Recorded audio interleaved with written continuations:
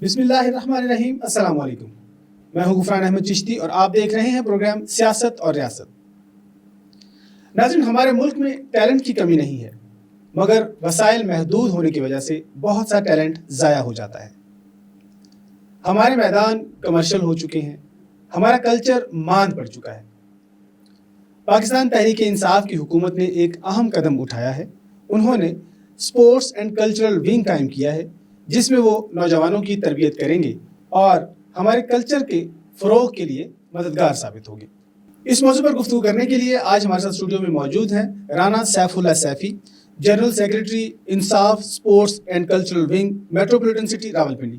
بہت شکریہ سر، آپ ہمارے پروگرام میں تشریف لائے. Thank you very much. اچھا رانا صاحب، یہ بتائیے میٹروپولیٹن سٹی راولپنڈی میں اسپورٹس اینڈ کلچرل ونگ کیا کام کرے گی؟ بسم اللہ الرحمن الرحیم. ایاک نعبد و ایاک نستعین. بینگ اے پولیٹیکل ورکر، یہ خواہش ظاہر کرتے ہوئے کہ میں اور میرے جیسے جتنے بھی پولیٹیکل ورکرز ہیں وہ پاکستان کی تعمیر و ترقی میں اور نوجوانوں کی تربیت میں اہم رول پلے کریں گے. تو انشاءاللہ جیسے کہ آپ نے انٹرو میں بتایا کہ عمران خان صاحب نے اس چیز کو محسوس کرتے ہوئے، کیونکہ وہ خود ایک سپورٹس مین ہے، جی بالکل. اس سپورٹس مین کی اسپرٹ کو دیکھتے ہوئے انہوں نے یہ محسوس کیا ہے کہ پاکستان کے اندر جو ہے نہ صرف یہ کہ سپورٹس میں ایک بہت ٹیلنٹ ہے، بہت زیادہ ٹیلنٹ ہے. میں خود کیونکہ ایک آپ کہہ لیں کہ بیکورڈ ایریا سے تعلق رکھتا ہوں، مٹن کوٹ ڈسٹرکٹ راجن پور سے بلانگ کرتا ہوں. وہاں پہ میں نے دیکھا ہے ماشاءاللہ کہ بہت زیادہ ٹیلنٹ ہے تمام سپورٹس کے اندر، صرف کرکٹ کی نہیں آتی. والی بال ہمارا وہاں پہ ایک آپ کہہ لیں کہ ایک مشہور اور پاپولر ایک گیم ہے، وہاں بہت زیادہ ٹیلنٹ ہے. لیکن بدقسمتی سے اس ٹیلنٹ کو ہم جو ہے وہاں پہ مواقع نہیں ہے، اکیڈمیز نہیں ہے، اور وہاں پہ اپروچ نہیں ہے کہ ہم ریجنل لیول تک یہ یعنی پروونشل لیول پہ جو ہے نا لڑکوں کو جو ہے نا وہ کر سکیں، انٹروڈیوس کر سکیں. تو ان چیزوں کو دیکھتے ہوئے خان صاحب نے یہ محسوس کیا کہ ہمارے آئینی طور پہ انہوں نے جو ہے نا اس انصاف اسپورٹس اینڈ کلچر ونگ کو آئین کا حصہ بنایا. وہ کہ میں جنرل سیکرٹری 2016 اور 2017 میں بھی رہا ہوں راولپنڈی کا، راول ٹاؤن کا، لیکن اس وقت یہ آئین کا حصہ نہ تھا. لیکن اس کی اہمیت کو آپ یہاں سے اندازہ لگا سکتے ہیں کہ خان صاحب نے اس دفعہ اسپیشل آئین کے اندر ترمیم کر کے اس کو ایک آئینی ونگ جو ہے نا بنایا ہے. اور انشاءاللہ آپ دیکھیں گے کہ ہم راولپنڈی، بالخصوص راولپنڈی کے اندر بحیثیت جنرل سیکرٹری میں انشاءاللہ پوری کوشش کروں گا اپنی ٹیم کے ساتھ مل کر کہ ہم نوجوانوں کے لیے، بچوں کے لیے خصوصاً جو ہے ہم کھیل کے فروغ میں جو ہے نا اہم رول پلے کریں انشاءاللہ.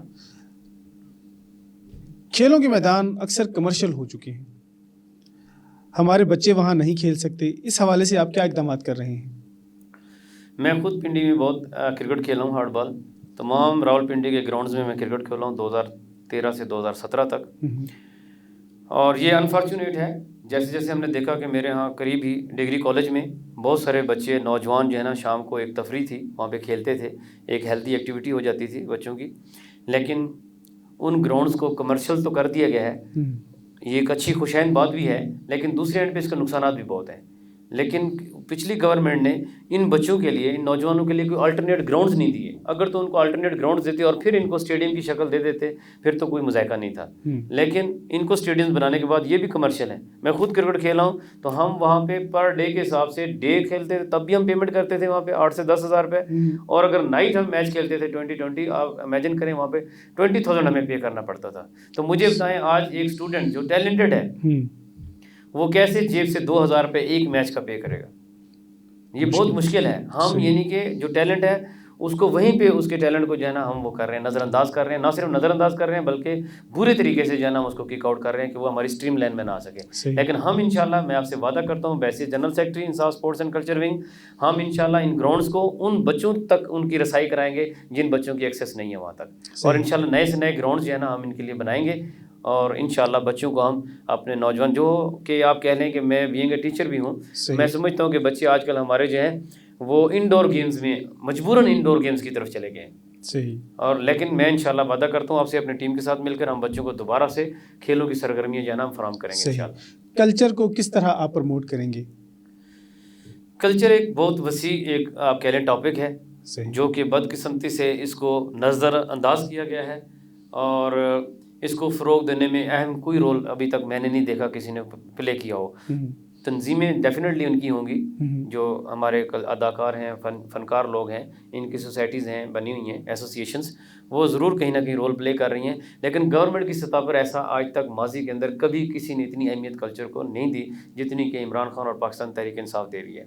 उसका मुँह बोलता सबूत यह है कि उन्होंने पूरे पाकिस्तान के अंदर स्पोर्ट्स एंड कल्चर के हवाले से एक विंग बनाया है, जो कि पूरे पाकिस्तान के अंदर आप देखेंगे कि कल्चर को जो है ना फ़रोग़ देगा। स्पेशली अगर रावलपिंडी की बात करूं तो मैं आपसे वादा करता हूं इंशाल्लाह रावलपिंडी शहर के अंदर जहां जहां भी, मैं आपके हक न्यूज़ के तवज्जुह से ये आप तमाम भाइयों को ये पैगाम देना चाहता हूं कि रावलपिंडी शहर के अंदर जहां जहां भी फ़नकार मौजूद हैं, जो भी कल्चर से रिलेटेड हैं, चाहे वो शायर हैं, चाहे वो अदब से ताल्लुक़ रखते हैं, चाहे वो फ़नकार हैं, तो वो मुझसे रब्ता करें। इंशाल्लाह मैं उनको ना सिर्फ स्ट्रीम लाइन में लाऊंगा बल्कि उनकी खिदमत लेते हुए इंशाल्लाह रावलपिंडी के अंदर जो है ना कल्चर को फ़रोग़ देने में अहम किरदार अदा करूंगा इंशाल्लाह। आप चूँकि तहरीक इंसाफ के फाउंडर मेंबर भी हैं, तो आपसे ये सवाल बनता है, एक तरफ आप ये स्पोर्ट्स एंड कल्चरल विंग बना रहे हैं, दूसरी तरफ आप 4-4 हज़ार मुलाजिमीन जो रेडियो पाकिस्तान से निकाल रहे हैं, दूसरे इदारों से निकाल रहे हैं, इसकी क्या वजह है? इसकी वजह मेरे भाई सीधी सी है कि जितने भी इदारे हैं वो नुकसान में जा रहे हैं। पिछली गवर्नमेंट्स ने क्या किया कि सिर्फ अपनी सियासत को चमकाने के लिए ओवर एम्प्लॉयड कर दिया। जहाँ पे आपको रेडियो पाकिस्तान के अंदर 10,000 मुलाजमीन की ज़रूरत है, वहाँ पे 20,000 मुलाजमीन को रख दिया गया। यही हाल PTV का इन लोगों ने किया है, यही हाल इन्होंने स्टील मिल का किया है, यही हाल इन्होंने PIA का किया है। वो PIA जो लीडिंग इदारा था, जो पाकिस्तान के अंदर जो एक यानी कि प्राइड था, एक फ़ख्र था पूरी दुनिया के अंदर, और पाकिस्तान PIA के जो सीनियर थे, ऑफिशियल थे जो थे, उन लोगों ने दुनिया की एयरलाइंस को बनाने में अपना एक रोल प्ले किया है। PIA एक बेंचमार्क था, हमने एमिरेट्स को जना बनाया है, लेकिन इन्होंने ओवर एम्प्लॉय करके, करप्शन करके, किक बैक्स लेकर इन माजी की हुकूमतों ने हमारे जो PIA जैसे इदारों को, PTV जैसे इदारों को, रेडियो पाकिस्तान जैसे इदारों को और स्टील मिल को जो है वो तबाह करके रख दिया है। अब जिस मुल्क के अंदर इदारे तबाह कर दिए जाएँ, इन लोगों ने, मैं एक बात करना चाहूँगा, इन लोगों ने अपने ज़ाती ताल्लुकात बनाए नेशनली भी और इंटरनेशनली भी, लेकिन इन्होंने पाकिस्तान के साथ बहुत जुल्म किया। सही। अच्छा, मुस्तकबिल क्या देख रहे हैं आप, किस तरह तहरीक इंसाफ सर्वाइव कर सकेगी? पाकिस्तान तहरीक इंसाफ का फ्यूचर बहुत ब्राइट है, अल्हम्दुलिल्लाह बहुत ब्राइट है। आप देखेंगे कि आने वाला वक्त ही PTI का है, आने वाला वक्त ही PTI के नज़रियाती लोगों का है और इमरान खान का है। उसकी वजह यह है कि दुनिया ने और पाकिस्तान के लोगों ने देख लिया है कि माजी की हुकूमतों ने, मैंने जैसे बताया ना अभी, कि इन्होंने अपने ज़ाती फ़ायदा दिया, ज़ाती अपने रिश्तेदारों को, दोस्तों को, और पूरी फैमिलीज़ को आप देख लें, पूरी फैमिलीज़ को ट्रीटीज़ आती हैं बाहर से। ऐसे लोग वहाँ से ट्रीटीज़ भेजते हैं जो आज तक इंग्लैंड गए नहीं हैं, उनके अकाउंट से ट्रीटीज़ पाकिस्तान में आ रही हैं। ये तो हालत है इन लोगों की।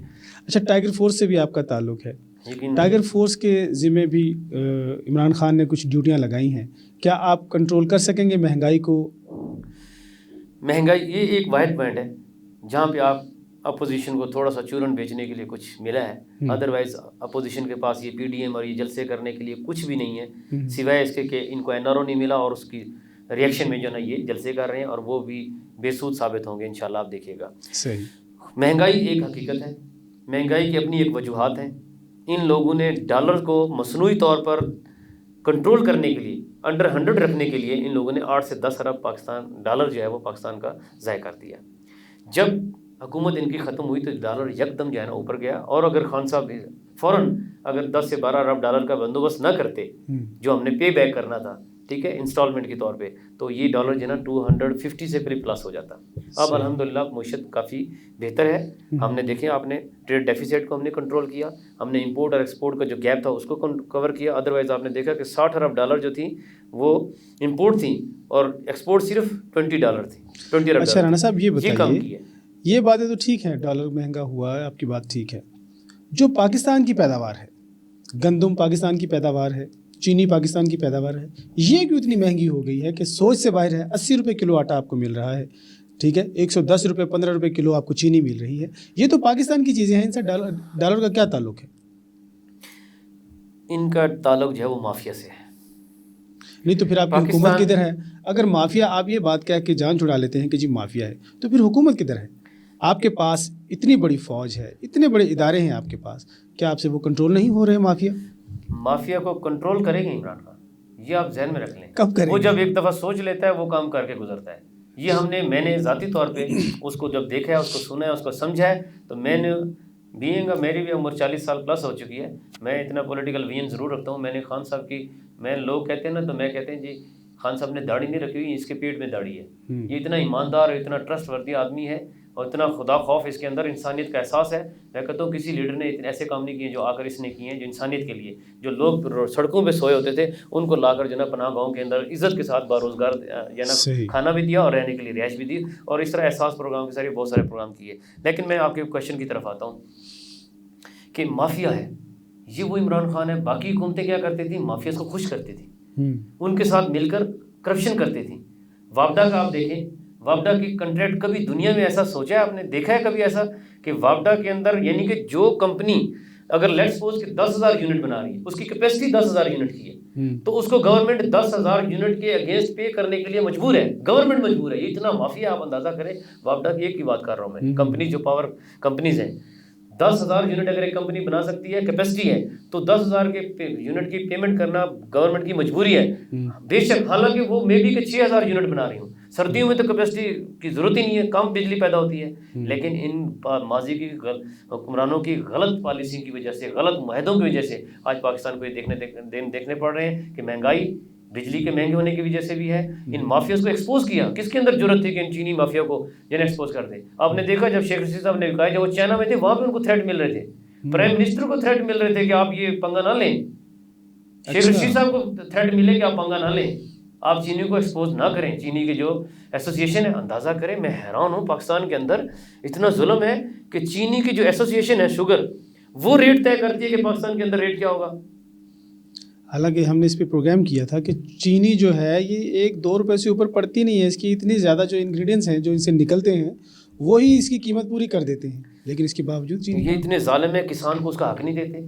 میں خود کسان فیملی سے تعلق رکھتا ہوں اور ایسے علاقے سے تعلق رکھتا ہوں جہاں پہ گنا بہت زیادہ وافر مقدار میں ہوتا ہے، الحمدللہ. لیکن یہ ظالم لوگ ہیں، یہ نہ تو کسانوں کو ان کا حق دیتے ہیں، ناپ تول میں کمی کرتے ہیں، اپنی مرضی کا ریٹ لیتے ہیں. گورنمنٹ کا ریٹ کچھ ہوتا ہے یا ان کو اپنی مرضی کا ریٹ لیتے ہیں، کٹوتیاں کرتے ہیں، پیمنٹس روکتے ہیں، سی پی آرز پہ کمیشنز لیتے ہیں، اور کسان کو اس کی اصل کمائی بھی حق کا نہیں ملتا. یہ ادھر سے بھی پیسے کماتے ہیں، پلس گورنمنٹ کو بلیک میل کرتے ہیں اور ان سے سبسڈیز لیتے ہیں، اور سبسڈیز لے کر باہر سیل کرتے ہیں.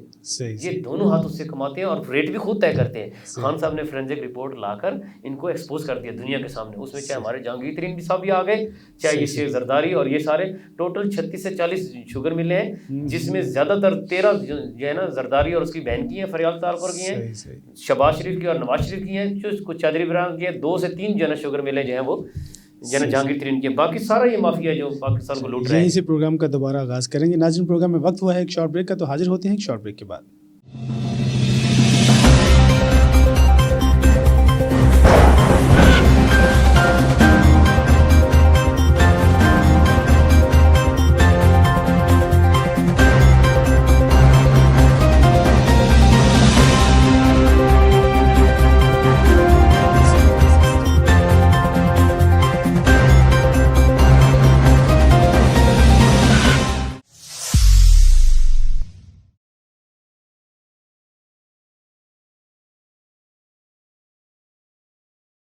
پروگرام میں دوبارہ خوش آمدید. رانا صاحب، مافیا کنٹرول کیوں نہیں ہو رہا، اس کے بارے میں آپ تھوڑی سی وضاحت ہمیں کریں. مافیا کنٹرول ہوگا انشاءاللہ، آپ دیکھیں گے آنے والے وقت میں. خان صاحب نے ابھی کنونشن سینٹر میں بھی کہا، شوگر مافیا کے والے سے بڑی کھل کر بات کی، اور آٹا کے جو ذمہ داران تھے ان کو بھی ایکسپوز کیا. اور خیر چینی تو، گندم تو خیر منگوا لی گئی ہے، انشاءاللہ یہ آنے والے وقت میں ریٹ کم ہو جائے گا. اور کل ہی میں نے آپ نے بھی دیکھا ہوگا کراچی میں 7 روپے پر کیجی جو ہے نا وہ آٹا کم ہو گیا ہے، اور انشاءاللہ پنجاب میں بھی اور باقی ملک میں بھی انشاءاللہ یہ صورتحال ہو جائے گی، کور ہو جائے گی. اور مافیا بھی ہاتھ ڈال دی ہے. سب سے اصل مافیا جو ہے نا یہ برادران ہیں جو این آر او لینا چاہتے تھے، ان کو این آر او نہیں ملا. یہ رات کی تاریکیوں میں زبیر صاحب جو ہیں وہ جا کر جو ہے نا جرنیلوں سے ملتے رہے، ٹھیک ہے. ان کو این آر او نہیں ملا، نہ ہی زرداری صاحب کو ملا، تو اس کے ریئیکشن میں یہ پی ڈی ایم کے جلسیاں کھیلنا شروع ہو گئے ہیں. انشاءاللہ یہ اصل مافیا یہی ہے. ان پہ آپ کہیں کہ چھوٹے چور کو خان صاحب خود کہتے ہیں، یعنی ایک عام بندہ 100 روپے کی چوری کر لے تو اس کو جیل میں ڈال دیتے ہیں. اور یہ اربوں ڈالر انہوں نے لوٹے، کشتیوں کے ذریعے باہر لے گئے، ماڈلوں کے ذریعے انہوں نے پیسے جو ہے نا باہر لے کر گئے، ٹھیک ہے. اور انہوں نے کک پیس کی نواز شریف نے اور انہوں نے ٹیٹیز منگوائی, ٹیٹی کے ذریعے کرپشن کی. تو یہ اصل مافیا یہ ہے. خان صاحب نے ان پہ ہاتھ ڈالا ہے, اور خان صاحب نے کنونشن سینٹر میں کہا ہے, اس طرح کیا ہے کہ انشاءاللہ اس کو میں لے کر آؤں گا پاکستان کے اندر, اس کو جیل میں ڈالوں گا نواز شریف کو, انشاءاللہ دیکھیے گا. ٹائیگر فورس کیا کردار ادا کر رہی ہے؟ مہنگائی کنٹرول کرنے کے حوالے سے ٹائیگر فورس کو خان صاحب نے ایک ٹاسک دیا ہے.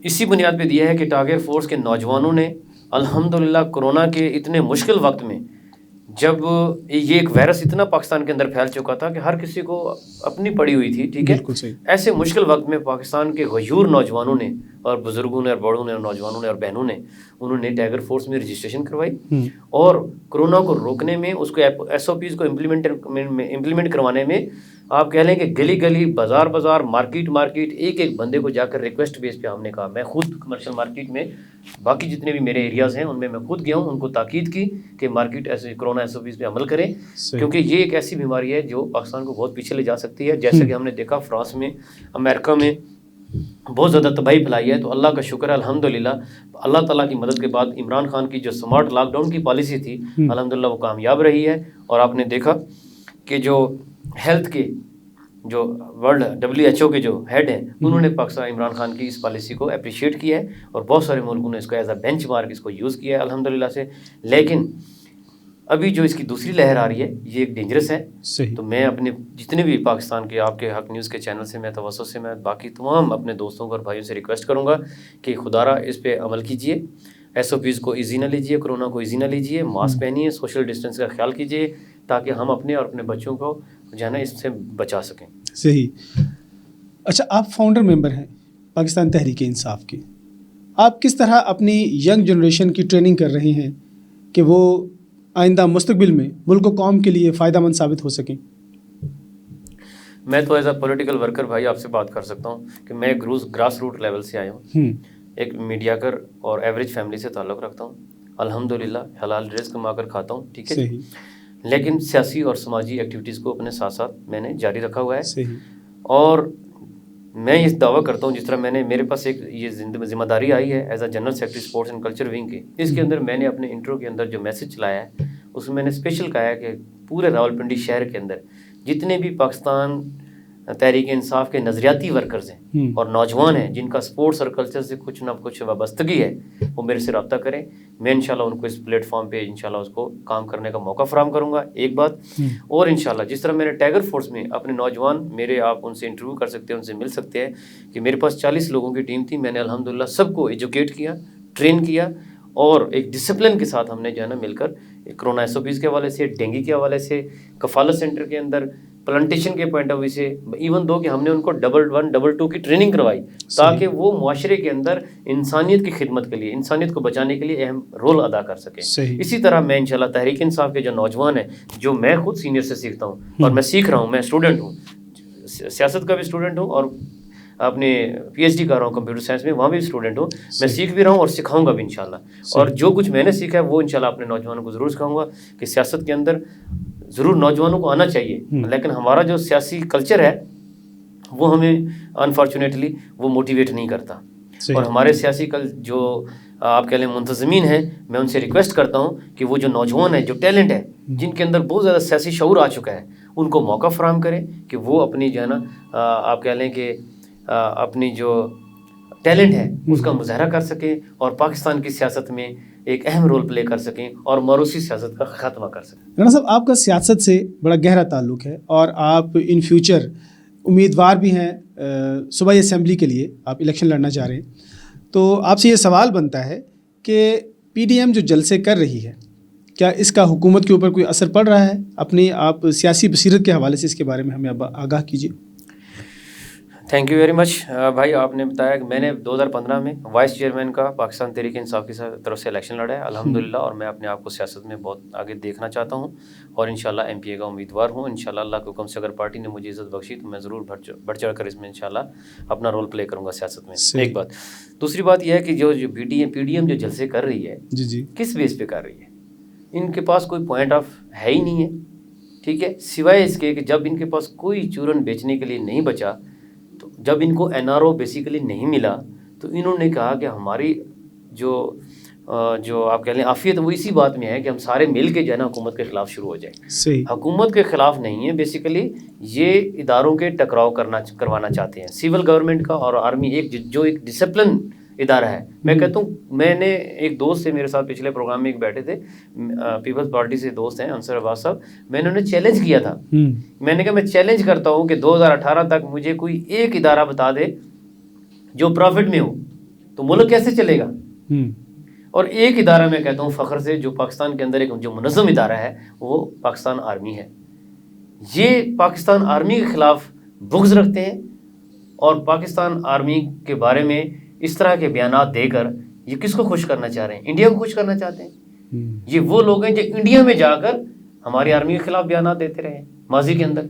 सही। तो ये लोग इंशाल्लाह, इनके ये जो ख्वाब है, इनकी जो ख्वाहिश है, ये कभी पूरी नहीं होगी। और आप देखेंगे आर्मी हमारी एक मुनज़्ज़म इदारा है, हमें उन पर फ़ख्र है। इन्होंने बहुत कुर्बानियाँ दी हैं पाकिस्तान को मजबूत रखने में और एक यूनिट रखने में। पाकिस्तान आर्मी के नौजवानों की बहुत ज़्यादा कुर्बानियाँ हैं, हम उनको रहेगा कभी नहीं जाने देंगे और इनका जो ये ख्वाब है ये शर्मिंदा नहीं होने देंगे। इंशाल्लाह हम सब पाकिस्तान आर्मी के साथ खड़े हैं इंशाल्लाह। सही। बहुत शुक्रिया सर, आप हमारे प्रोग्राम में तशरीफ़ लाए। Thank you very much. जी नाज़रीन, आपने हमारा प्रोग्राम देखा, राना सैफुल्लाह सैफ़ी साहब की बातें भी सुनी। आप भी हमें अपनी कीमती राय से ज़रूर आगाह कीजिएगा। अगले प्रोग्राम तक इजाज़त दीजिए। अल्लाह हाफ़िज़।